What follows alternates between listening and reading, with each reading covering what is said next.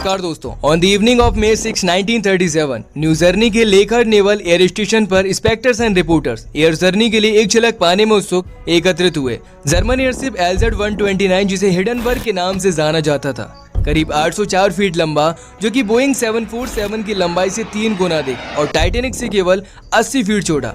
Hindenburg उस समय से अब तक का सबसे बड़ा विमान था उन लोगों के लिए जो कि चांदी की विशालकाय मोटिंग मस्तूल की ओर चुपचाप पैंतरेबाजी करते हुए देख रहे थे। It must have seemed like the beginning of an era modern aviation.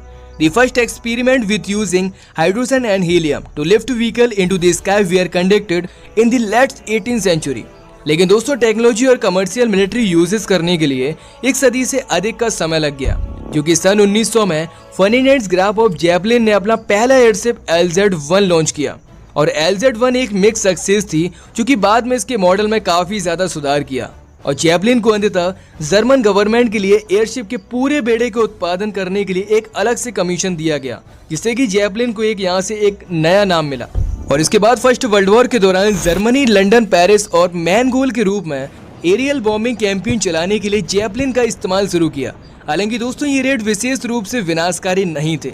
जब हवाई जहाज द्वारा बाद में बमबारी रेड्स को कंपेयर किया तो जेपलिन बिना किसी चेतावनी के दिखाई देंगे, इस तरीके से बताया गया था कि आकाश में घूमते हुए। और वहीं पर विंस्टन चर्चिल ने इस कंट्रीब्यूटेड एंड एक्सप्लोसिव गैस विशाल वेसिका के रूप में अलग से खतरे को उत्पन्न खारिज कर दिया, जिससे कि ब्रिटिश रक्षा के लिए सही गोला बारूद खोजने में लगभग 2 साल से अधिक का समय लग गया, ताकि जेपलिन्स को एक मजबूती से नीचे लेकर आया जा सके। ये सारी उनकी प्लानिंग थी।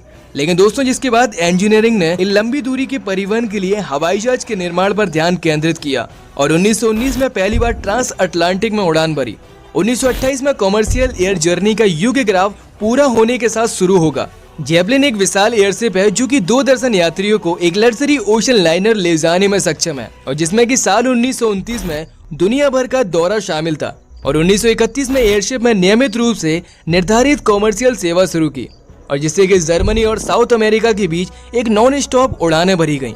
और उसके बाद साल 1929 में एक और बहुत बड़ा हवाई पोत मतलब एयरशिप ट्रांस अटलांटिक में सेवा शुरू की। और उसके बाद शुरू होने के बाद USA और जर्मनी के बीच 10 दौरे की यात्राएं की, और जिसमें जर्मनी और ब्राजील के बीच 7 यात्राएं थी, और जिसमें सैकड़ों यात्रियां आसानी से समुद्र पार कर रहे थे। इस पूरी एयरशिप को कपड़े की त्वचा से ढक दिया गया और उस पर एक पेंट किया गया सिल्वर कलर का, जो कि एल्यूमिनियम पाउडर था, और इससे कि ये चांदी की तरह दिखाई दे। और हिडनबर्ग को लिफ्ट के लिए हीलियम का उपयोग करने के लिए डिजाइन किया गया था, लेकिन उस समय हीलियम अमेरिकी एक्सपोर्ट पर बैन था, और इनका एक मोटिव ये था कि हीलियम की बजाय इसे हाइड्रोजन से भर दिया जाए, जिसके कारण इंजीनियरिंग की जीत ये त्रासदी में बदल गई और एक बिना वार्निंग के ही एक विस्फोट हुआ हिडनबर्ग में, जिसके कारण इसे टेलेंट को पूरा ही खा लिया और कुछ ही सेकंड्स में आग की लपेटें चारों ओर फैल गईं, जो कि एल्यूमिनियम फॉइल जो ऊपर लगी थी वो भी जल गई, और कुछ ही पलों में पूरा एयरशिप क्रैश हो गया, और जिसके कारण 97 यात्रियों और पायलट्स में 35 ग्राउंड क्रश के मेंबर भी थे।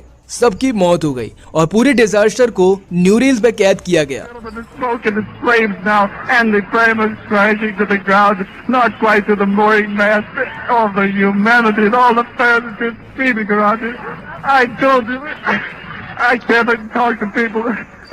हालांकि दोस्तों, इस पूरे डिजास्टर का सही तरह से पता तो नहीं लग सका कि ये किस कारण हुआ था। एक थ्योरी में बस इतना ही पता लगा कि electricity, airship, hydrogen gases etcetera.